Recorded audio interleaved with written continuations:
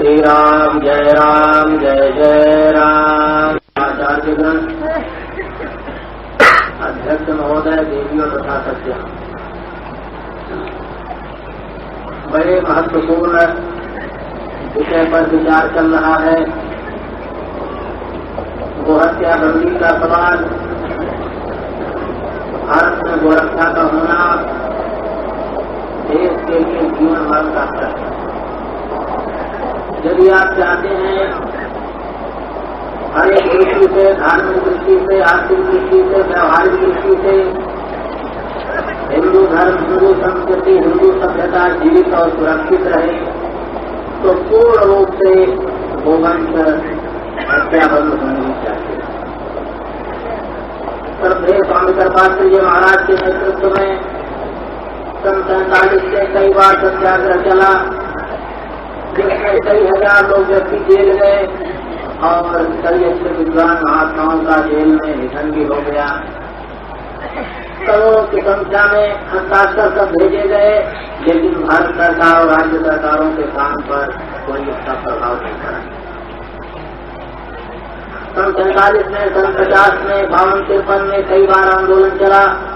दूसरी संस्थाओं ने भी, आरएसएस वालों ने भी सत्याग्रह चलाया, प्रबुद्ध ब्रह्मचारी ने सत्याग्रह चलाया, और भी देश के जितने वो भक्त हैं सभी, कहीं कोई अनशन कर रहा है, कोई कुछ कर रहा है, बराबर ये प्रयास चलता रहा कि देश में गोहत्या बंद हो जाए।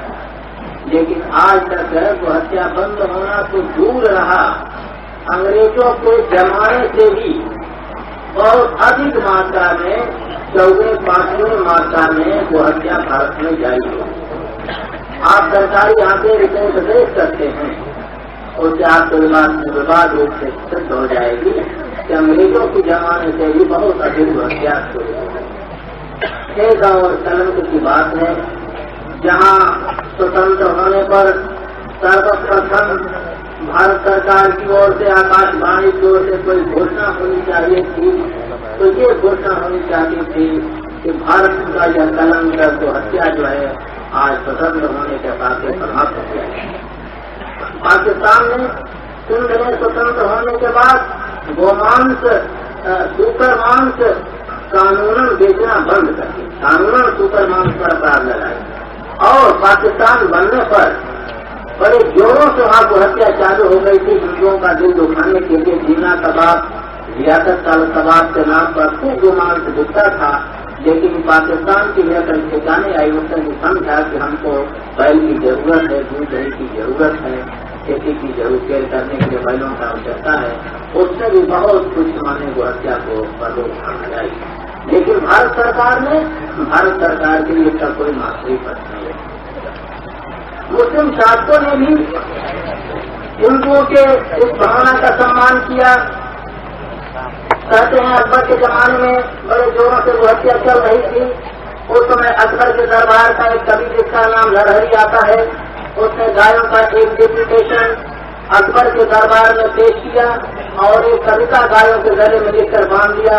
अयो दंत धर्म काय में माल सकत कोई, हम संसत धर्म भजन उच्चारण भीन हुई, हिंदू मधुर देख कटुक को चरण दीवान प्यार में, अमृत पहले श्रवण भक्तमय संबन जावन, काकर नरहर अकबर विरोध गौ जोरे करम, अपराध कौन मोह मार्य सिंदूर चांद के लिए।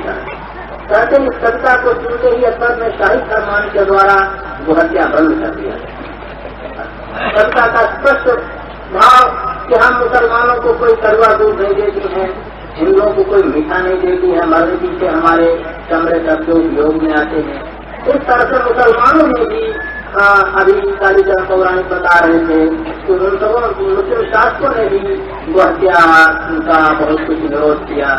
अंग्रेजों ने भी बड़ी भूमि के भीतर लाद लेते 1897 में कानूनी अपराध गोहत्या को माना था। इस तरह से विदेशियों और विधर्मियों ने भी हिंदुओं के भावनाओं का सम्मान किया। लेकिन स्वतंत्र भारत में अपनी सरकार जहाँ बहुमत मान्य मिलिट्री में सब जगह हिंदुओं का, वहाँ अधिक से अधिक गोहत्या शुरू हो गई। सज्जन, गोवंश से बढ़कर कौन धार्मिक महत्व आप समझिए। बड़े बड़े आप देवताओं का मंदिरों में जाते हो, चरणामृत लेते हो, ऋषि मुनियों का, महात्माओं का चरणामृत लेते हो, लेकिन मलमूत्र किसी का पवित्र नहीं माना गया। केवल एक गाय एक ऐसा प्राणी है गोवंश, जिसका मलमूत्र तक पवित्र माना गया है। बड़े बड़े महापाप भी हो जाते हैं, प्रायश्चित करने के लिए पंचगद्य बनाया जाता है और श्लोक पढ़ा जाता है, जब स्वस्तिगतम पापम मेरे चित्त नाम के प्रार्थना पंचगद्य से धरते निर्विंदनम। पंचगद्य 80 तक के पाप को दूर करने वाला उसका महत्व बताया गया है। आप सोचिए, कोई भी शुभ कार्य होता है, पहले गोबर का चौका की आवश्यकता पड़ती है, वो पूजन होता है सर्वत्र। भगवान के सूची की गई महिमा सब पूर्वताओं ने कहा विशिष्ट के संग होगा। तो इस तरह से सदा ही भारत में सदा से हिंदू गोवंश का पूजक है और स्वप्न में भी कोई आस्तिक हिंदू नहीं चाहता कि गोहत्या जारी रहे। कुछ बुद्धि भर गुमराह लोग ऐसे ही हैं जो जिनके कुछ जिद के कारण ऐसा चल रहा था। दिवंगत आत्मा पंडित नेहरू एक बार मध्य प्रदेश की दिशा गए थे। आलोचना करना कोई खुशी की बात नहीं समझ रहा हूँ, प्रसंगवत बात कह रहा हूँ। एक बार दिशा गए थे तो वहाँ कुछ लोगों ने हमारे नेतृत्व में वहाँ वो मक्खन दूध दही लोगों ने उनको भेंट किया था। हम भी थे। कहा गया साहब गोहत्या बंद होनी चाहिए, पर्चे नोटिस छापते किए गए, बहुत कुछ जा करके एक जनरल सभा में कहा। कुछ लोग गोहत्या बंदी के नारे लगाए, बड़े अच्छे लोग थे, समझदार थे, मालूम पड़ता रामराज के लोग थे, धर्म के। लेकिन हम कैसे गोहत्या बंद कर सकते हैं जबकि देश में एक जात गोमांस खाने वाले? तो कितना गलत तर्क था। नेहरू के लोगों की जितनी प्रशंसा की जाए देशभक्ति के लिए सब कुछ छोड़ी, लेकिन वो वंश के लिए नेहरू एक निर्दयी वास्तव में सिद्ध हुए। तो जब वो इस बात की है संगठित होकर के एक ऐसा प्रयास हो शांतमयी आंदोलन, और भाई हम तो अपना विचार तो करते ही नहीं, शांतिपूर्ण बातें न सुने कि हमने कोई सभा का वो नहीं कह रहे हम अपनी कि बिल्कुल संध्याल से शांति करनी चाहिए, जिससे पूर्ण रूप से गोहत्या बंद हो। इसके लिए हमारे जीवन भर का सवाल है कि चाहते हो तो धर्म सुरक्षित रहे, तो फिर और क्या हो सकता है? आपको मन में इतना अच्छा है। तो सज्जनों, क्या कहें, बहुत लंबे जो ऐसे भाषण हो सकते हैं और होंगे। सवाल यही है, गोहत्या बंद होना चाहिए। एक बार राजा महेंद्र प्रताप से हम बातचीत किए थे। हमने कहा मुस्लिम राष्ट्रों में गोवंश के संबंध में क्या धारणाएं हैं। उन्होंने कहा शाहबान हुजा ने एक बार हमसे बातचीत किया था ईरान में, तो कहता था हमारे कुरान शरीफ में इस्लाम धर्म में भी वो कभी जायज नहीं है, अनिवार्य नहीं है। तो इस तरह से केवल एक राजनीतिक स्वार्थ के लिए, राजनीतिक प्रभुत्व के लिए कुछ लोग जो भीतर वो हत्या चालू कर रखते हैं उनको समझा बुझा करके जिस तरह से बड़ी भूपालों के द्वारा उनको हत्या होते हैं, इसके लिए माने सिर्फ तैयारी होनी चाहिए। और जैसा भी प्रस्ताव में प्रचारा होगा, देश की अवधि होगी, लेकिन इसको अब राजनीतिक को पहलू नहीं बनाना चाहिए। बहुत से संस्थाएं, जनसंघ वगैरह, हिंदू सभा वगैरह जो है अवसर पर जब चुनाव का प्रश्न आता है तो हत्या बंदी की वो आवाज नारा लगाते हैं। लोग समझते हैं कि वोट लेने का साधन मान लिए हैं। इस तरह से सब मतभेदों को मिला करके दृढ़ संगठित ऐसे मत होकर के सभी संस्थाओं के द्वारा सभी आपके हिंदुओं को संगठित होकर के एक इसमें मुस्लिम भी इसमें सहयोगी है। बाद उन्होंने चंदा भी दिया है, हृदय से चाहते भी हैं। राफी अहमद किदरोई चाहते थे, कहते थे, लेकिन हिंदू चाहता है जो हत्या बंद हो तो सरकार को हत्या बंद करनी चाहिए। और कई बार आंदोलनों में इसके मुसलमानों ने, समझदारों ने चंदा भी भेजा। तो इस तरह से ऐसा प्रयास करके इस समस्या को दूर कर देना चाहिए। अत्यंत संतुष्ट शब्दों में हम ये अपना प्रवचन समाप्त करते हैं।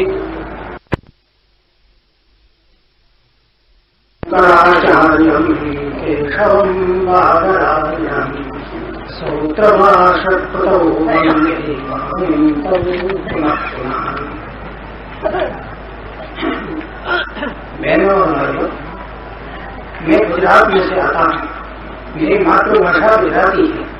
मैं हिंदी में बोल सकता हूँ, परंतु कदापि त्रुटि आए उस कारण से, और ये विषय कायदा कानून का भी है और मैं कुछ कानून जानता हूँ, उसके लिए मेरे को लगता है आप सर्व की रजामंदी से मैं इंग्लिश में बोलूं तो मेरे को आप कुछ माफ करना।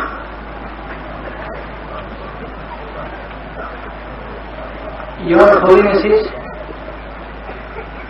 श्रीमद गुरु द्वारका पीठाधीश्वर श्री पुरी पीठाधीश्वर श्री ज्योतिर्मठ पीठाधीश्वर, ladies and gentlemen, we all know that cow killing is very sacred to us all Hindus. It must be prohibited, and all over the country there is a great cry for stopping this slaughter of cows. For that, I think instead of beseeching the government all the while, which does not heed, we should take this matter in our own hands. And that was how it was done in Saurashtra when I was legal remembrance of there. At that time, Sri Devardhai was the chief minister. He belongs to the Congress, and yet he asked me to prepare a legislation because I was legal remembrance of them. He asked me to prepare a legislation which stops this cow slaughter. I was so much pleased that a leading congressman asked me to prepare such a legislation, and I think most of the Congress people desire that cow slaughter must be prohibited, but they are unable to give out their voice in their party. But if such a strong agitation is made, perhaps some of them may be converted and may themselves lead this question in their own party. The point is this: we want the government to make a legislation to prohibit cow slaughter. And you know that there is a law, Animal Preservation Act, by which any slaughter of any of animals outside the slaughterhouse is altogether prohibited. So no cow can be killed outside the slaughterhouse, that is certain. If anybody kills, it is an offence. Similarly, there is a provision in the law that no animal which yields milk can be slaughtered, shall be slaughtered outside or even inside any of the house or slaughterhouse or any of the premises of any building. That is, no milch cattle shall be slaughtered. That means a cow which gives milk cannot be slaughtered by law. It is prohibited. If anybody slaughters a cow which gives milk, it is an offence. So there is that much law. Now the only question comes, whether a cow can be slaughtered in a slaughterhouse. For that, there is a provision in law that no animal shall be slaughtered unless a veterinary doctor certifies that the animal to be slaughtered is fit to be slaughtered. That is, whether an animal is diseased, whether by eating its flesh it will be harmful to the people. That the veterinary doctor has to see and certify that particular animal is not of that type and therefore can be slaughtered. Without his certificate, no slaughter can take place. Therefore, what I did, instead of preparing a long act, what I did was to make an amendment in this very section by only one line. The line is, no animal shall be slaughtered without certificate of a veterinary doctor that the animal to be slaughtered is fit to be slaughtered. There an amendment was put, but that is an exception. But if the animal to be slaughtered happens to be a cow or a progeny, no veterinary doctor shall certify. That is, if the animal to be slaughtered is a cow or a progeny, then no certificate can be given by the veterinary doctor. That means total prohibition of cow slaughter altogether. That was done in Saurashtra. And it is still there. The law is still there. In Saurashtra, no cow can be killed. Similarly, there is another aspect also.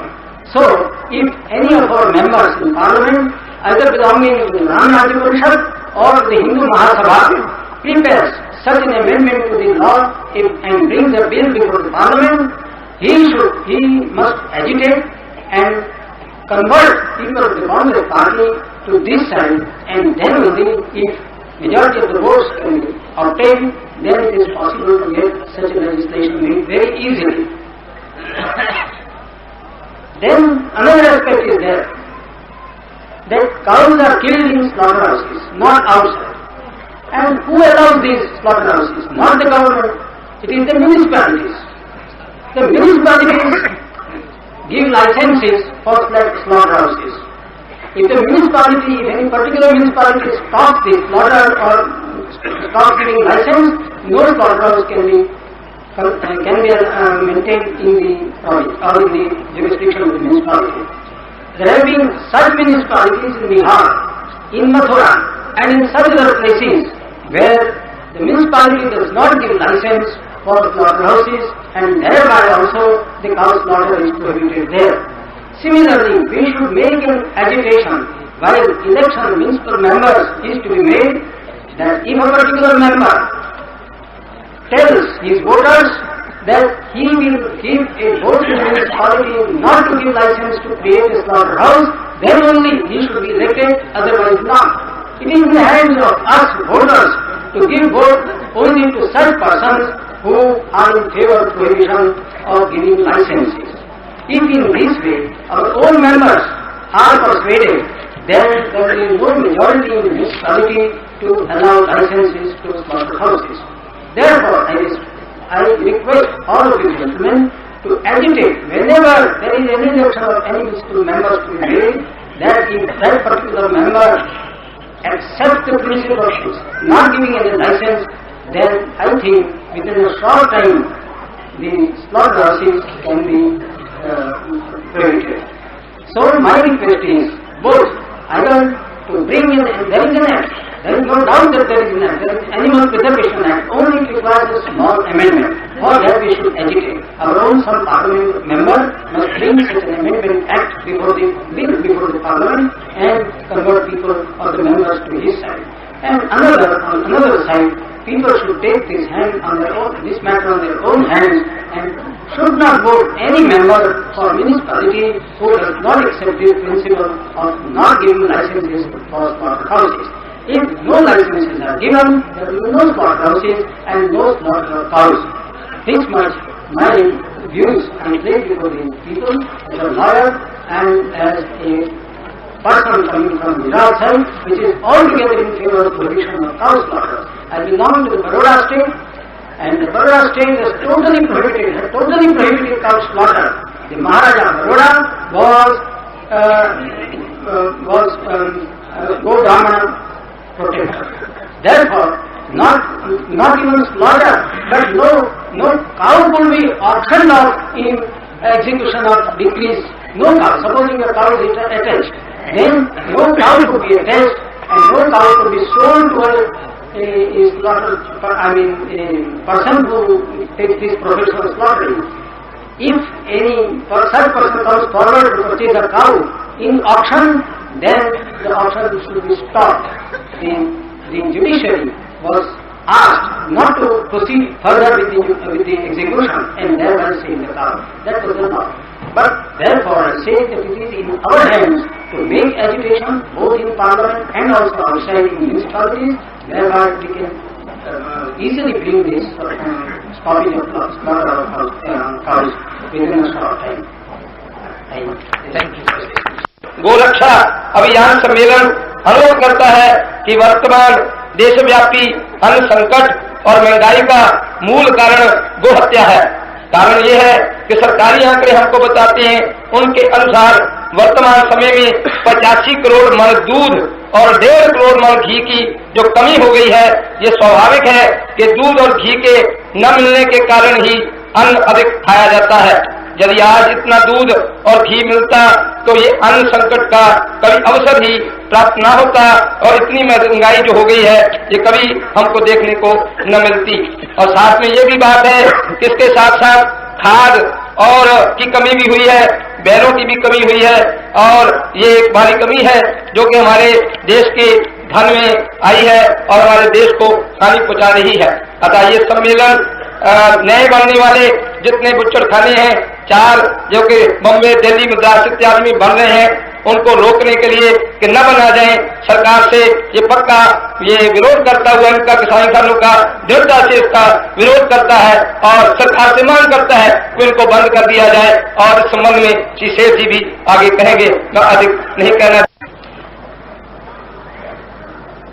परम पूज्य जगत गुरु शंकराचार्य जी महाराज, परम पूज्य कल्पात्री जी महाराज, संत मुनि आज विदित्वरों के चरणों में प्रणाम करता हूँ और आप सभी नगर निवासी नागरिक यहाँ उपस्थित है उन्हीं के चरणों में भी प्रणाम करता हूँ। गौ माता के उपयोगिता और उसकी महत्वता के ऊपर तो कुछ कहना नहीं है, सब लोग जानते भी हैं। यहाँ तक भी कहा गया है करके कि देवी देवता उसमें निवास करते हैं। ये तो हमारे शास्त्रों की बात है। अभी योग के अंदर में गौ माता के दूध का रिसर्च वैज्ञानिक लोगों ने किया, जिसके अंदर में वो लोग कहते हैं कि इस और दूसरे दूधों में, दूसरे जानवरों के दूधों के अंदर में संख्या की मात्रा पाई जाती है। इस दूध में बिल्कुल ही संख्या की मात्रा नहीं पाई जाती है। ये अभी हाल में वैज्ञानिकों का रिसर्च है। इसलिए हमारा जो शास्त्रीय प्रमाण है वो रिसर्च किया हुआ है। इसकी उपयोगिता दूध घी की जो उपयोगिता भगवान ने बतलाई, हमारे ऋषियों ने बतलाई, मानव जाति के कल्याण के लिए बतलाई, वो सब तो है ही। लेकिन इसके बाद में भी ये जो गौ माता की संतान के जरिए ही तो सारा अन्न भारत में पैदा होता है। आज तो कुछ ये ट्रैक्टर आए हैं, वो कितने आए हैं मामूली, उसके मूल सिद्धांत तो सारी संस्कृति को नष्ट करना है। आप गंभीरता से देखेंगे तो ये सब काट कर खाने का इनका प्लान है और ये ट्रैक्टर खड़ा करके वही भौतिक बाद में चला जाने का इनका प्लान है। तो इसमें धर्म की, अर्थ की, काम की, मोक्ष की, सभी की रक्षा का सवाल उत्पन्न होता है। और ये सवाल उत्पन्न नहीं होता है हम जिस माता का दूध पी करके और हमारी संतान वृद्धि करती है और उसका तमाम मनुष्य जाति, हमारे भारत की तमाम मनुष्यता उससे उत्पन्न हुए नाद से हम जीवित रहते हैं। तो ये कृतज्ञता और कृतज्ञता का सवाल भी हमारे ऊपर पैदा होता है। तो ये बड़ी भारी विषमता की बात है। तो अब सवाल तो ये है कि ये आखिर में बंद कैसे हो, ये गो हत्या बंद कैसे हो। घी मिलना बंद हो गया, दूध मिलना भी बंद हो गया और कितनी बातें होगी खराबी की, वो तो नजर सैंपल नजर आ रहे हैं आपके सामने। जो कितने शहरों के अंदर में अनाज के बारे में ये जो लूटपाट हो रही है, अनाज भी नहीं मिलता है आज खाने के लिए। अमेरिका से 46 करोड़ मन और 43 करोड़ अमेरिका से 3-4 करोड़ और दूसरे मुल्कों से इन 6 महीना के अंदर में अनाज इम्पोर्ट हुआ है। वो जुलाई से चला था तो फरवरी तक आएगा। इस पर भी लोगों की भूख को मिलती नहीं। सारे राजस्थान क्या, सारे भारत में क्या, केरला में भी अभी तक चल रही है। यहाँ से चावल जा रहा है पंजाब से, उधर तमाम लोग कितना भयंकर बात है, ये संकर है, ये सब प्रायश्चित है, ये तमाम ऋषि मुनियों का और हजारों वर्षों का रिसर्च स्टेज में लोकमान तथा सब लोगों का, गांधी जी तथा सब लोगों का कहा हुआ कि ये हमारा स्वराज होते ही अरविंद का विश्वास दिलाया गया था स्वराज के अंदर में, इस आंदोलन में, कि हमारा राज्य होते ही, स्वराज होते ही ये पहले उसको 15 मिनट में बंद कर देंगे। 15 मिनट को लग गया, 15-17 बीत गया और 8 मिनट छूटी नहीं। यदि मुनि जी ने कहा कि अंग्रेजी राज से ज्यादा हत्या हो रही, ये बात ठीक है, तो ये भयंकर अवस्था ये चल रही है, ये असल में बंद कैसे होगी? सवाल तो यह है। पूज्य कल्पात्री जी महाराज, हाँ, एक अभी विनोबा जी भी कलकत्ता में आए थे, कुछ ही महीने हुए। हम लोग एक डेपुटेशन लेकर उनके पास गए थे कि इस विषय में भी आप बंगाल के अंदर में कुछ बोलिए। तो उन्होंने एक दफे को कहा, हम कई दफे बोल चुके, हमने कहा एक दफे फिर बोलिए, ये बंगाल है, यहाँ स्लोटर हाउस सारे भारत का बन गया है ये, तो यहाँ बड़ी आवश्यकता है। तो उन्होंने कहा हम बोलेंगे।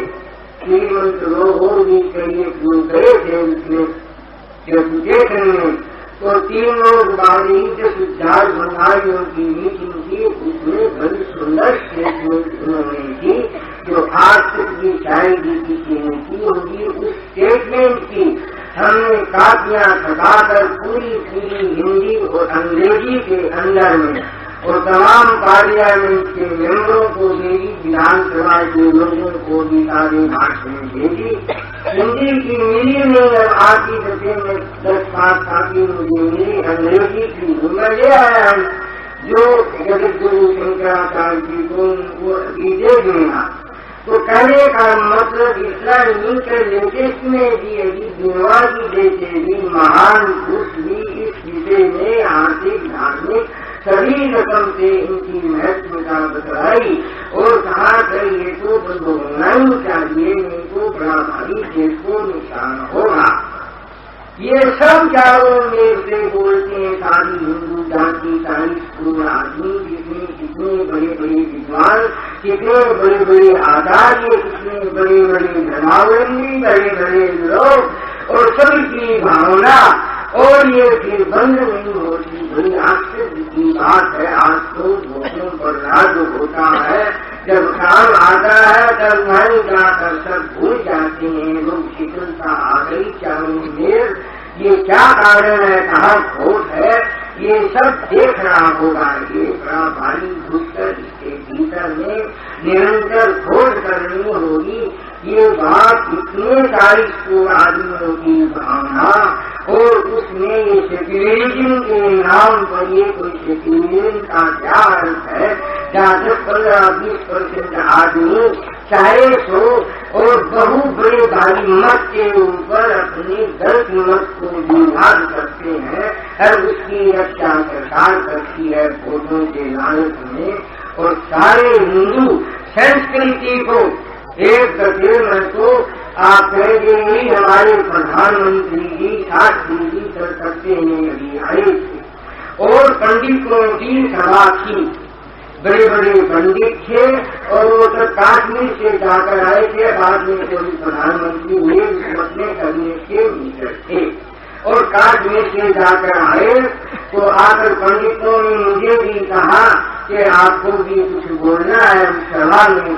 तो मैं जाकर कहा कि मैं तो बोलूंगा, तो गो रक्षा के बारे में नहीं बोलूंगा। तो उन्होंने कहा बोलिए आप, अपने पूछा। तो मुझे एक और भी सभा में एक प्रसारित करना था, बीकानेर महाराज आए थे, वहाँ से काम पूरा कर मैं गया तो 2.25 से चल रही थी, लेकिन शास्त्री जी का भाषण शुरू नहीं हुआ था, मैं जाकर बैठ गया और उनका भाषण शुरू हुआ। पूरा सुना भाषण, हिंदू धर्म का, सनातन धर्म का उन्होंने गीत भी गाया और कहा संस्कृत का सब जगह प्रचार होना चाहिए, सब कुछ ठीक होना चाहिए। कश्मीर में जाकर आया हूँ और पंडितों की आशीर्वाद से मुझे सफलता मिल गई। ये शब्द भी उनका बड़ा अच्छा था। और जब उन्होंने भाषण खत्म करते ही कहा कि मैं तो जा रहा हूँ, मैं तो एक दूसरे मीटिंग में मुझे तुरंत ही जाना है इतना। वो कह इसके बीच में वही पंडित जी थे आकर मुझे कहा कि आप इस विषय में सभापति जी ने कहा है कि गोरक्षा के विषय में आप मत बोलिए। तो मैंने कहा मुझे बोलने का शौक नहीं। तो बोले अच्छा बोलिए। तो जैसे ही हड़बड़ाहट में वो देखे वो टाइम भी नहीं थे, मैंने हड़बड़ाहट में उनको कहा आपको धन्यवाद है और आप ऐसे लोग आए, शास्त्री जी, नंदा जी आए और ये अब सवाल ये समय आ गया है कि ये हिंदू धर्म की, ये सनातन धर्म की, या ये आप जो ये सब संस्कृत की, ये सब ये एक ही सब और सोचिए एक शाखा है, इसमें एक गौ माता का भी ये सब एक ही सिद्धांत है। तो समय आ गया है, अपना राज है, सब ऋषियों की रिसर्च है, ये तो तुरंत ही बंद हो जाना चाहिए। और मैंने पूरे कड़े शब्दों में भी हड़बड़ाहट की। उसने कहा अगर ये नहीं होगा तो इसका परिणाम भुगतने है और ये नेचर में दंड है और ये कृतज्ञता का सवाल है, ये भी कह दिया। तो ये भोगना पड़ेगा। और इस तरह कह को आकर कर थोड़ा धन्यवाद देकर पंडितों की इच्छा की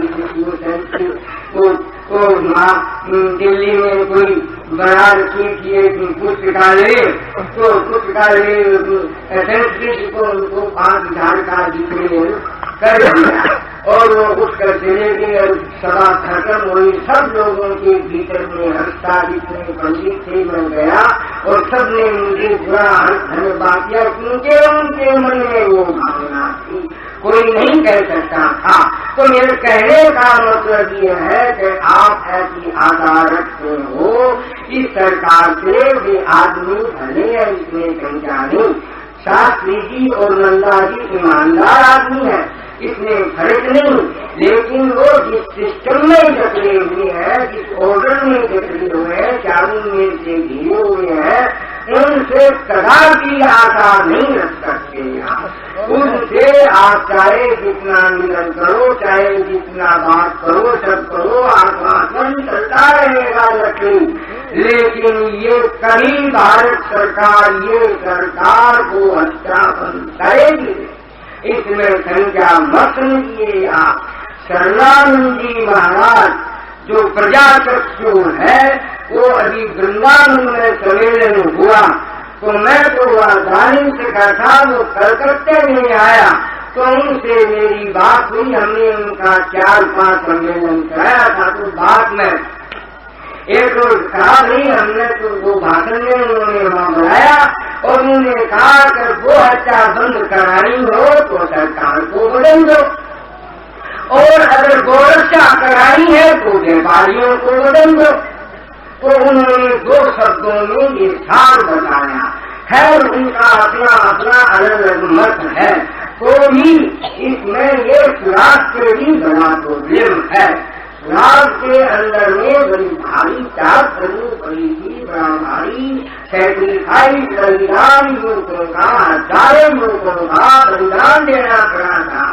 आज उसका फल को कोई दूसरे लोग भोगते हैं, लेकिन बलिदान इसी नगर के अंदर में हजारों दूसरों ने जलियांवाला बाग के अंदर में वो बलिदान दिया था। उस वक्त में अंग्रेजों का बाप उस गोलियों के शिकार होने से हजारों लोग और अंग्रेजों का बाप का घड़ा भर गया था। और तब जाकर यहाँ के देश के लोगों का कॉन्शियसनेस हार्ट जल उठा और चारों में प्रेरणा शरीर आंदोलन जोर बढ़ा, चारों में काम हुआ और तब जाकर के इंटरनेशनल सिचुएशन भी भागते भरोसे ऐसा हुआ। सभी कारणों से देश में स्वराज को हुआ, लेकिन स्वराज क्या, आज हम बड़ी अच्छी बात है अगर ये स्वराज राम राज में परिणित हो जाए तो कितना आनंद है। स्वराज का कोई ठिकाना नहीं, लेकिन राम राज को अर्थ रहा। आज तो अंग्रेजी राज से भी आप देखते हैं चारों में कितना कुछ है, लोगों को कितनी बातें हैं सारे देश के अंदर में। ये कोई बात है क्या? ये तमाम देश से चारों मेल से कर्जा चल रहा है, वो कंस्ट्रक्शन देश का है नहीं भीतर के अंदर में, और ये विनाश का प्रोडक्शन होता नहीं। जनसंख्या बढ़ रही है, रात ब्रह्मचर्य इत्यादि की जो मजबूती की ये अभियान जा रहे हैं। देश की खाद्य पदार्थ बड़ी बड़ी चीजें जो पैदा होती है सब एक्सपोर्ट करते हैं, बदले में एरोप्लेन हथियार कलेक्शन करते हैं। चाइना आई देश की रक्षा करेंगे, अरे आखिरी हथियारों को उठाएगा कौन? दोनों भोग भोगते रहो, इंजेक्शन देते रहो, संतान पैदा मत करो, भोगते रहो तो निर्भर हो जाएगी। उठाएगा कौन हथियारों को? जीव पैदा हो गए वही तो हथियार उठाएंगे। जीव को दुनिया से भी आक्रमण चाहिए, ये सब ये तो सरकार को पसंद नहीं। अंडा खाओ, मछली खाओ, स्लोगन हाउस खोलो, ये सब से ये सरकार भारतीय संस्कृति का सुधार, कुछ अन्य विश्वास उसमें आया है, चमत्कार आया है, वो तो विचारा दी है। लेकिन भारत की संस्कृति बड़ी होती है, बड़े बड़े लोग हुए, थोड़े हुए हैं, इसमें कोई समझा नहीं। तो कल महाराज ने इसमें मैं कह देता हूँ, कल जगत करूँ आचार्य ने इस मार्केट की बात कही कि लोगों की तरफ को बढ़ाया। लोग कहते हैं कि एडजस्ट करो, सोशलिज्म से करो, कम्युनिज्म से करो, फलाने से करो, दूसरों से करो, तो करें किससे जिसने सुख हो तो उनका कहना ठीक। अरे करने की आवश्यकता ही नहीं है एडजस्ट। हाँ एडजस्ट की आवश्यकता है। सोशलिज्म कोई बुद्धकर आया है क्या? समाजवाद कोई बुद्धकर आया है क्या? कम्युनिस्ट कोई बुद्धकर आया है कि हिंदू धर्म के अंदर में जो सोशलिज्म भरा है सुंदर, वो सारे जगत में नहीं है। उसने लिखा कुटुम्बकम, तुम श्रीमंत लोगों को कहा है तुम यज्ञ का शेष का भाग खाओ, जो कुछ बचे वो सब खाओ, तुम्हारा कोई ही नहीं है। लेकिन वो हुआ यहाँ कहाँ गड़बड़ हुई है, हुआ अप्लाई नहीं हुआ। उस वक्त के जमाने में जरूरत भी नहीं थी, आदमी घोड़े के संख्या पूरी की और धर्मराज चलता था। लेकिन आज संख्या बढ़ गई, वो जरूरत थी, वो मार्ग अप्लाई नहीं हुआ, वो सिद्धांत थे, वो व्यक्तिगत सिद्धांत में रहेंगे। एक लोग हाई क्वालिटी के हुए तो दूसरे नहीं हुए। जरूरत है मार्ग अप्लाई की, वो सिद्धांत है।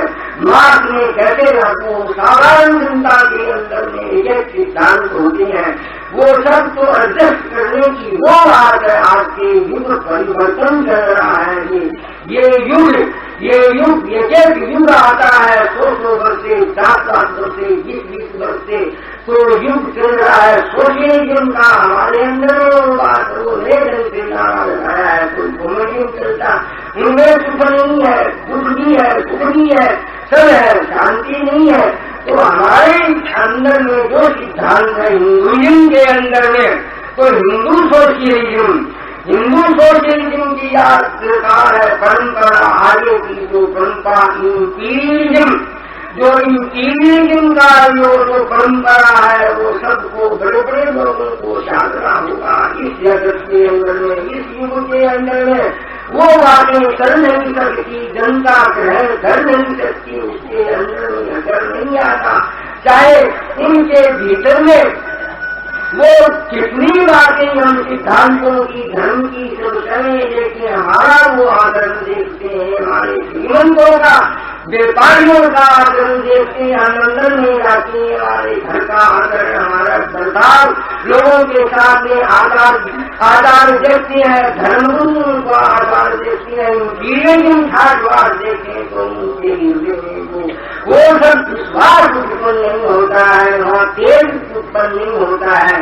तेज चाहिए आज के युग में, तेज निकलेगा हिंदू सोशियलिज्म, वो सिद्धांत उसके भीतर में शाकाहारी समाजवाद होगा, सर्वस्व को हत्या होगी, सर्वत्र शाकाहारी होगा, तमाम लोगों की श्रम से, जैसे कृपात्री जी महाराज ने दूसरे संकार सब सुखी सबको एक जवानी कहे, सब बातें कही, तो इस तरह तो ये बातें, ये सिद्धांत को लेकर के हमारी बड़ी बड़ी आजादी चलेंगे, और ये असल में वो हत्या का बंद का सवाल है, तो ये हत्या करना होगा।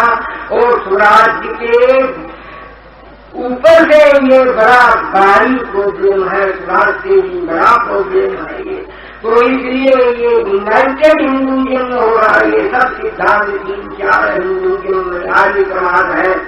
एक आर्यसेट का गुरु जी है, इसमें 25 लाख मेंबर बतलाते हैं, सनातन जगत है। इस तरह ये 3-4 प्रॉब्लम है, लेकिन सबका अलग अलग हिसाब है, अलग अलग सिद्धांत है, अलग अलग नारा तो एक ही समुद्र में पड़ता है, लेकिन यहाँ अलग अलग नदियां साथ संगठन नहीं है। तो ये जब तक संगठन नहीं होगा सबका, इसको पालन से ये सब पालन ले लीजिए, इस तरह संगठन रूप धारण करके मजा है कई लोगों ने 40 लोग आदमियों के अंदर में, ये सब ये उसकी भावना को ठुकरा सकता है कई लोगों ने, लेकिन चलता है बातों से कंप्लेनिंग करना पड़ता है, जैसे सरकार प्लानिंग करती है प्रतिवर्षीय योजना, खरानी योजना, क्षेत्र योजना, थर्ड योजना, फोर्थ योजना, इनकी योजना तो ये रिजर्व नहीं है, ये तो नकल करते हैं रशिया चाइनीज की, वो जो योजना करते थे वो तो मैन पावर की योजना करते थे, और सब जितने राष्ट्र थे अंदर में मनुष्य थे उनको काम में लगा दिया, और सब राष्ट्रों ने उनका बायकाट कर दिया, बोलो उनको कुछ मत दो, लेकिन बोलो मत दो, हम सब काम करेंगे, पृथ्वी माता में लड़ गए, सब आत्म पावरफुल बन गए हैं, खाली भौतिक तत्व के अंदर में।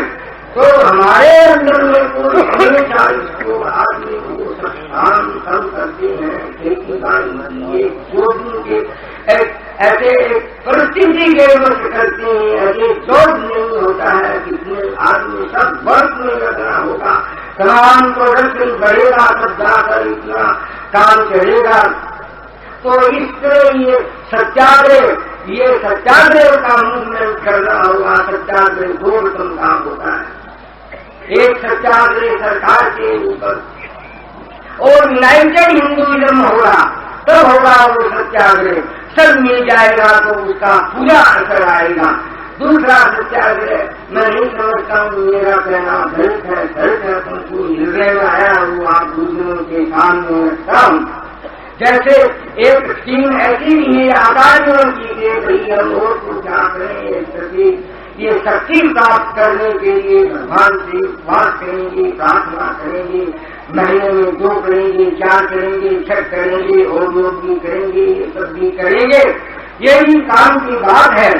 लेकिन इससे और भी नीचे की बात है, जैसे अभी मुनि जी ने कहा कि भगवान कृष्ण की आराधना करते हैं, लोग हजारों लाखों आदमी मंदिर में रोज जाते हैं, यहाँ जाते हैं, कलकत्ते में जाते हैं, और मंदिर में जाते हैं, और कलकत्ते बम्बई में तमाम शहरों में जाते हैं, इधर जाते हैं, उधर जाते हैं, इतने संख्या में लाखों आदमी घुस जाते हैं, और वही कृष्ण की गाय रोज करती है, उसकी कोई प्रभावी नहीं है, उनकी चेतना नहीं है, तेज नहीं है उनके भीतर में, तो वो आराधना करती, इनका ये है गई है उनका उनकी काली को भाषण किया, तो वो गई है अंदर से समझ लीजिए करोड़ों श्री कृष्णों को कि भगवान कृष्ण की जब गाय करती है, और गाय की इतनी महिमा बतलाई है कि करोड़ देवी देवता है ही वो सब बात साइंस है।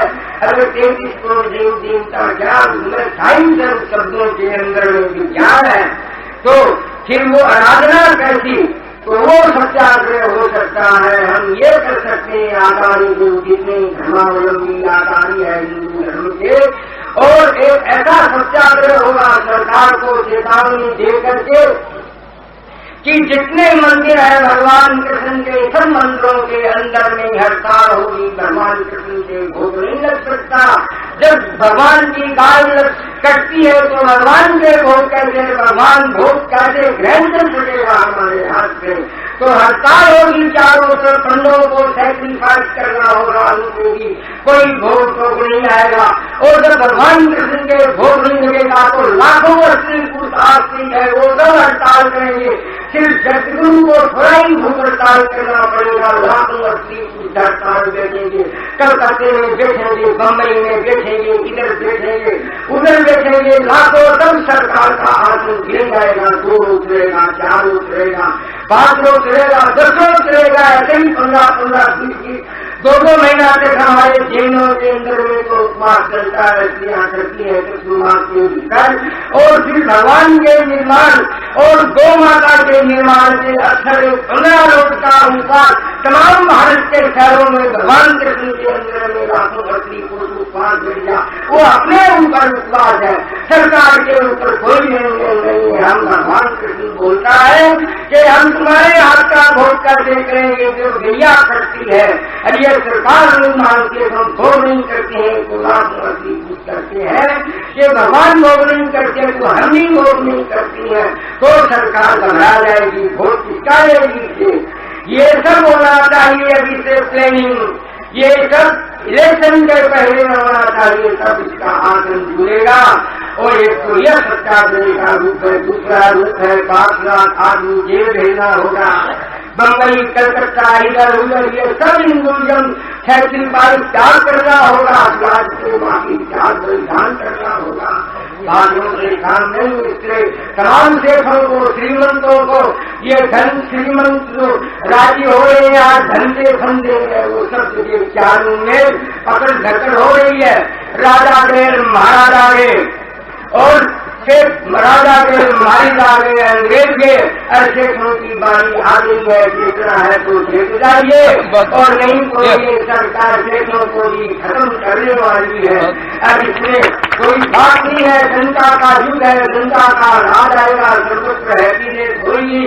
ये वैक्यूम ये सब जगह एक खरीदार, एक जगह तो करोड़ रुपया पड़ा है, खाने वाला नहीं है, सेठ की हेल्थ खराब है, स्त्रियों का मुंडा धुलाया हुआ है, और एक तरफ लाखों हजारों आदमी भूखे मर रही है, हिसाब नहीं है, दूसरा बढ़ता तो बढ़ जाता, सारा छूटने वाला नहीं है।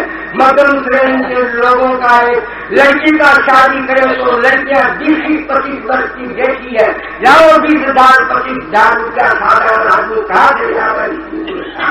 तो ये जो स्थिति भयंकर हो रही है, ये ठहरने वाली नहीं है, ये बड़ी गति से बदलने वाला है, क्रांति होने वाली है। तो गौ माता के निमित्त चेतना हो तो चेत जाओ, और नहीं तो लोग सिखा देंगे। मैं ज्यादा सुना नहीं ले करके इतना ही बहुत आदर पूर्वक महाराज श्रीमंत लोग, आचार्य देव सब लोग यहाँ एकत्रित है, संत मुनिराज बड़े बड़े अच्छे विद्वत आसन का सब देखी है, उनके चरणों में सबको प्रणाम करके अपना स्थान ग्रहण करूंगा। आज के ये जो मंडल है, इसलिए जो सम्मेलन किया उसने मेरा, आपने अनेक वक्ताओं के भाषण सुने और अध्यक्ष महोदय के भी भाषण सुने। ये आपको मालूम होना चाहिए कि अध्यक्ष जी हमारे डोगर जी केवल मात्र भाषण ही नहीं देते, वो स्वयं भी सत्याग्रह में सम्मिलित हुए, और कलकत्ता के सत्याग्रह में हमारे साथ जेल में रहे, और बहुत से सेठ साहूकार जमानत दे करके चले गए। जेल से। पहले कोई जमानत की बात नहीं मानी और बराबर जेल में रहे, बड़ी खुशी से रहे। हम लोगों के साथ ऐसे सामान्य जीवन था, उस प्रकार का अपना सामान्य जीवन व्यतीत करते रहे। और जब भी मौका होता है, अब भी इनका कहना है कि अगर होगा सत्याग्रह तो हम भी पहुंचेंगे, बिल्कुल आगे आएंगे। ये सदा सर्वदा इनका ऐसा भाव रहता। तो कहने का अभिप्राय ये है कि जो केवल उपदेश करता है, करता नहीं, उसकी बातों का असर थोड़ा पड़ता है। जो जैसा स्वयं करता है वैसा कहता है, उसके कहने का असर दूसरा होता है।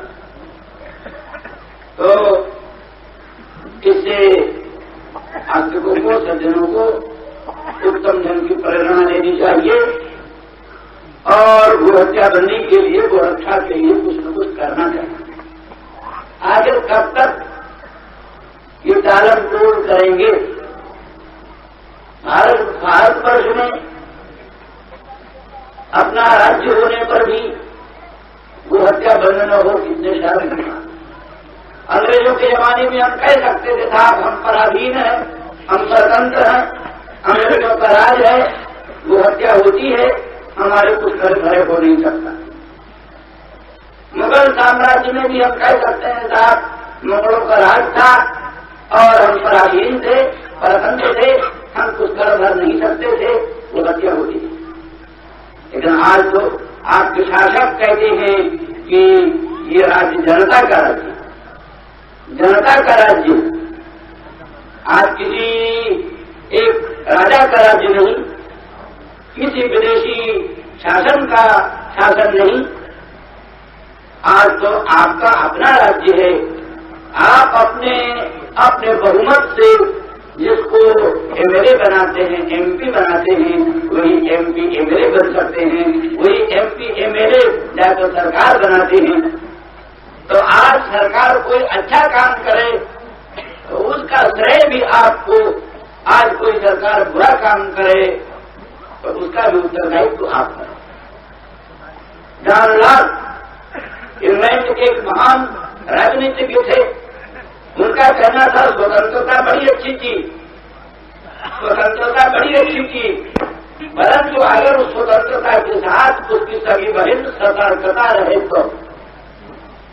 अगर स्वतंत्रता की सभी बहन सतर्कता न रही, सतर्कता माने सावधानी, सतर्कता, स्वतंत्र हो लेकिन आप साथ ही साथ सतर्क हो,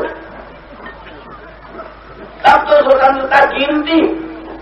और अगर सतर्कता न रही, वो स्वतंत्रता मिल गई तो वो स्वतंत्रता अभिशाप है, वरदान नहीं। मैंने सतर्कता के बिना स्वाधीनता वरदान नहीं है, अभिशाप। भूखों मरने की स्वतंत्रता कोई स्वतंत्रता नहीं है, नंगा नाच नाचने की स्वतंत्रता कोई स्वतंत्रता नहीं है, आत्महत्या की स्वतंत्रता कोई स्वतंत्रता नहीं है, शराब पीने की स्वतंत्रता कोई स्वतंत्रता नहीं, भाई बहन की शादी करने की छूट मिल जाए स्वतंत्रता कोई स्वतंत्रता नहीं। तो जहां सतर्कता नहीं है, ऐसी स्वतंत्रता वरदान नहीं है, अभिशाप। आपको स्वतंत्रता मिली, उस स्वतंत्रता के साथ आपको सतर्कता होनी चाहिए। आप अपने बहुमत से जैसी सरकार बनाते हैं, जैसे लोगों को एमपी एमएलए बनाते हैं, तो आपको सतर्क रहना चाहिए हमारे मत का सदुपयोग हो रहा है कि दुरुपयोग हो रहा है। हमने जो मतदान किया है, हमने जो वोट दिया है, हमारे वोट का सदुपयोग हो रहा है कि दुरुपयोग हो रहा है। ऐसा नहीं, ऐसा तो नहीं कि हमारे ही वोट से बनी हुई सरकार हमारे ही धर्म की हत्या कर रही, हमारे वोट से, हमारे मतदान से बनी हुई सरकार हमारे गायों की हत्या करा रही, हमारे बालों की हत्या करा रही, हमारे धर्म, हमारी संस्कृति, हमारी सभ्यता का सर्वनाश कर रही। हमारे वोटों का ये तो नहीं उपयोग हो रहा है, ये हमारे वोटों का दुरुपयोग है कि सदुपयोग है, इस बात का विचार न करना वही सतर्कता का भाव। अगर आप में सतर्कता है, सावधानी है, तो जरूर अपने मतदान का क्या सदुपयोग हो रहा है, क्या दुरुपयोग हो रहा है, इस संबंध में विचार करना आवश्यक है। यद्यपि हम कई बार कहते हैं और आज भी कहते हैं कि राजनीतिक उद्देश्य से वो हत्या आंदोलन हमने न आज तक कभी चलाया है, न आगे कभी चलाने का विचार। वो हत्याबंदी के नाम पर, वो रक्षा के नाम पर वोट की भीख मांगकर हम एमएलए एमपी न बनाना चाहते हैं, न बनना चाहते। कई बड़े दुर्भाग्य की बात है, हमने एक नेता आज है नहीं, मर चुके, एक बार हमसे कहा महाराज वो हत्या सरकार नहीं बंद कर दी, अच्छा है, अगर वो हत्या बंद कर देगी तो हम इलेक्शन कैसे लड़ेंगे, वोट कैसे मांगेंगे, वो हत्या के नाम पर तो वोट मांगी जा सकती। हमने कहा भाई बड़ी शर्म की बात, तुम ऐसी बात करते हो, बड़े दुख और बड़ी लज्जा की बात है। इसी को सरकार आगे रखती है, सरकार कहती है और कांग्रेसी लोग कहते हैं ये तो वो हत्याबंदी आंदोलन नहीं, वो रक्षा का आंदोलन नहीं, ये तो एक प्रकार का राजनीतिक चल, ये तो केवल राजनीतिक स्वार्थ सिद्धि के लिए ये सब आंदोलन होते, ऐसा लोगों को कहने का अवकाश मिलता। इसलिए हमने कई बार कहा भाई वो हत्याबंदी का श्रेय कांग्रेस पार्टी को, वो हत्याबंदी का श्रेय कांग्रेस सरकार को, वो रक्षा का श्रेय सरकार को हो, हमको नहीं हो, लेकिन किसी तरह से वो हत्या बंद, किसी तरह से गाय बैल की हत्या बंद हो, हमारे देश को ठीक ठीक खाद मिले, ठीक ठीक हल जोतने को बैल मिले, ठीक ठीक बच्चों को दूध दही मक्खन मिले और अन्न संकट दूर हो और नाना प्रकार के जो महंगाइयां और नाना प्रकार के उपद्रव फैल रहे हैं सबका अंत हो। ये क्या कम फल है, ये बहुत ऊंचा फल है। तो ऐसी स्थिति में किसी राजनीतिक उद्देश्य की सिद्धि के लिए नहीं, किसी राजनीतिक प्रयोजन की सिद्धि के लिए नहीं, शुद्ध रूप से वो रक्षा के लिए, शुद्ध रूप से वो हत्याबंदी के लिए, जो कि देश की मांग है, देश के लिए अत्यावश्यक है, जितना आवश्यक रोटी है, जितना आवश्यक पानी है, जितना जरूरी कपड़ा है, उससे भी ज्यादा जरूरी आज वो रक्षा, वो हत्याबंदी। हम कहते इस समय जितना अन्न संकट आया हुआ, इतना भीषण से भीषण प्रकार का महंगाई का भयंकर दैत्य मोबाइल हुए चला रहा, किसी से कुछ कह धारे नहीं हो रहा, अनेक प्रकार के उपाय किए जा रहे, कोई उपाय सार्थक नहीं हो रहा।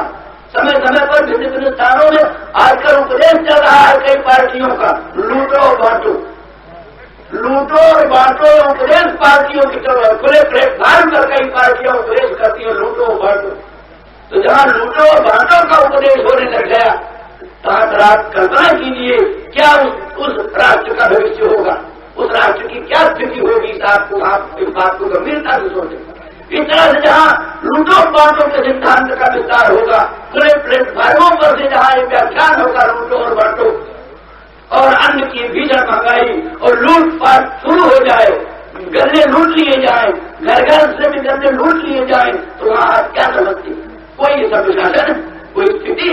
तो ऐसी परिस्थिति में इन सब बातों का दूसरा उपाय है भी नहीं, उपाय एक ही है कि जरूरी है, ये भी आवश्यक है कि हम सब दीनदार ईमानदार बने, सदाचारी बने, सच्चरित्र बने, क्योंकि बहुत सी बातें ये भी हैं कि अन्न की कमी न होने पर भी अन्न की कमी बनाई गई, माने अन्न की महंगाई, अन्न की कमी कुछ बनाई गई भी है, व्यापारियों ने बहुत सा धन छुपा लिया है, माने क्या ना भ्रष्टाचारी व्यापारी और भ्रष्टाचारी सरकारी कर्मचारी दोनों के साथ गांठ, भ्रष्टाचारी व्यापारी, भ्रष्टाचारी सरकारी कर्मचारी दोनों के साथ गांठ से ही अन्न की महंगाई बढ़ रही। हमको मालूम है दिल्ली में गेहूं 12 रुपए मन भी, 15 रुपए मन भी, 22 रुपए मन तो ज्यादा से ज्यादा, वहीं से 10 मील दूर गाजियाबाद में, 20 मील दूर गाजियाबाद में 45 रुपए मन, 50 रुपए मन गेहूं।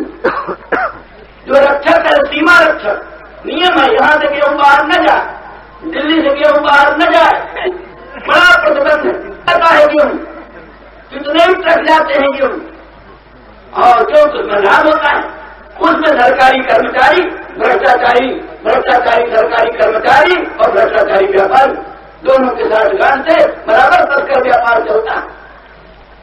काफी लाभ हो गया, मान लिया थोड़ी देर के लिए 2000 रुपया जुर्माना हो गया, क्या 2000 रुपया जुर्माना हो गया, क्या दिखा? जितने लाखों रुपया कमाया 2000 रुपया जुर्माना दे दिया, क्या बात? कुछ स्वयं लिया, कुछ उसके सरकारी कर्मचारी को दिया।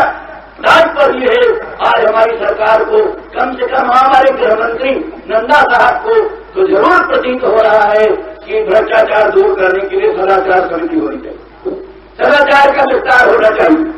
साधु संत महात्मा सदगृहस्थ सदाचार का प्रचार करें, लोग दीनदार ईमानदार बने, ना भी पुलिस हो, ना भी खुफिया विभाग हो, ना भी कोई कानून का डर हो, तो भी ईश्वर को डर करके, धर्म को डर करके पाप से बचो, चोर बाजारी से बचो, घूसखोरी से बचो, भ्रष्टाचार से बचो।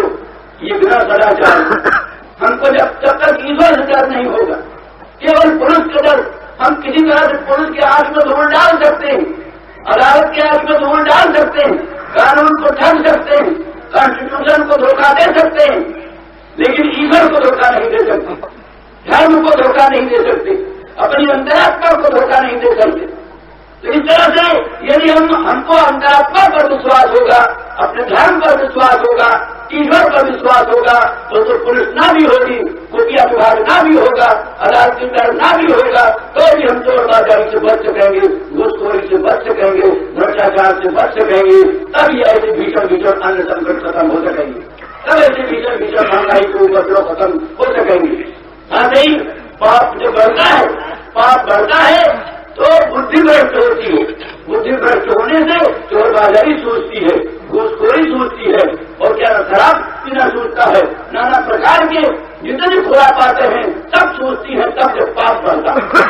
और जब हमारे मतों के, हमारे मतदानों के आधार पर हमारे देश में वो हत्या चलती है, वो हत्या बढ़ती है, गाय भैंस काटे जाते हैं, 12 करोड़ रुपए के भयंकर कतल खाने बनाए जाते हैं, मशीनी कतल खाने बनाए जाते हैं। अंग्रेजों के जमाने से भी 4-5 ज्यादा गाय काटी जा रही है, तो ऐसी परिस्थिति में उसका पाप कितना हम करार। अंग्रेजों का राज्य आज नहीं, मुगलों का राज्य आज नहीं, आज हमारा आज का राज्य है। हमारे आज के राज्य में धर्म होगा तो हमको आपको उस धर्म का भी श्रेय मिलेगा। अगर हमारे आपके राज्य में अगर अधर्म होगा, अन्याय होगा, तो उसका भी उत्तरदायित्व हम पर आप पर होगा। इन सब बातों को समझ करके पूर्ण को हुई हमें कहानी, छेड़छाड़ हो गए कहानी, ऐसे जो गैर जिम्मेदारी की बात सोचना उसको छोड़ना चाहिए। गैर जिम्मेदारी की बातों को छोड़ करके अपने ऊपर उत्तरदायित्व का अनुभव करना चाहिए। हमारा राष्ट्र है, हमारा देश है, हम राष्ट्र के नायक हैं, राष्ट्र के शासन में हम भी भागीदार हैं, हमारा भी उसमें हिस्सा है, इसलिए राष्ट्र में कोई भी गड़बड़ी होगी उस पर हम ही उसके लिए जिम्मेदार हैं। इस बात को सोच करके ठीक जान राज के अनुसार हमारी स्वतंत्रता के साथ उसकी सभी बहन सतर्कता रहे, सतर्कता का वियोग न हो, तब हमारी स्वतंत्रता का सही उपयोग हो सकेगा। तो सज्जनों, इस तरह से हमारा ये कहना है कि किसी प्रकार से राजनीतिक उद्देश्य को सामने न रख करके शुद्ध गो हत्याबंदी की दृष्टि से, शुद्ध गो रक्षा की दृष्टि से हमको इस संबंध में काम करना चाहिए। हम लोग अकोला में एक महाधिवेशन हुआ, वहां गो रक्षा के लिए, गो हत्याबंदी के लिए प्रस्ताव पास हुआ। वहां भी हमारे सिद्धोगढ़ जी अध्यक्ष थे और उनकी बड़ी अरुचि थी। उन्होंने कहा था कि जब मौका होगा तब हम आएंगे। हम लोग वहां से प्रचार करते करते गए बम्बई आंदोलन छेड़ने के लिए, और जाकर के जहां वो कतल खाना बनाया जाने वाला था देवनार, वहां गए, वहां की सब जांच पड़ताल किया, कैसी भूमि है, कारपोरेशन की भूमि है, कहाँ बनेगा कहाँ नहीं बनेगा, पूरी जानकारी था। इतने ही में वहां रेडियो सुनते सुनते पंडित नेहरू ने घोषणा किया कि चीन ने हमला कर दिया, चीन ने हमला कर दिया, इसलिए अब सब लोगों को मतभेद भुला करके सरकार का हाथ मजबूत करना चाहिए। हम लोगों को भी विचार करना पड़ा, यदि हम गो हत्याबंदी चाहते हैं, गो रक्षा चाहते हैं, गाय बैल का कटना एकदम बंद करना चाहते हैं, तो भी चीन का हमला है। इस समय सरकार को परेशानी में नहीं डालना है, सरकार का हाथ मजबूत करना है, क्योंकि अगर चीन चला आएगा, चीन का राज हो जाएगा, तो हम कल्पना भी नहीं कर सकते कभी गो हत्या बंद होगी, क्योंकि वो तो ऐसे हिंसक हैं। कहते हैं चारपाया के नाम पर कौन चारपाया को नहीं खाते? चारपाई।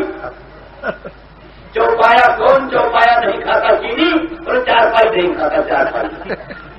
चारपाई को छोड़कर कोई चौपाया नहीं इसको चीनी न खाता।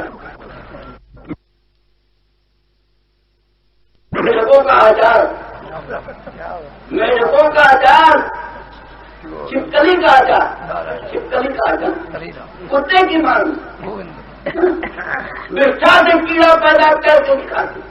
विष्ठा में कीड़ा पैदा किया, उन कीड़ों का साग बनाया, रात और कीड़ों का साग आई। तो ऐसी चीज आएगा। अभी तो हमारी सरकार में कितने ईमानदार हैं, कितने दीनदार हैं, कांग्रेसियों में भी कितने सज्जन ईमानदार दीनदार हैं जो सोचते हैं कि हाँ, वो हत्या करनी जरूरी।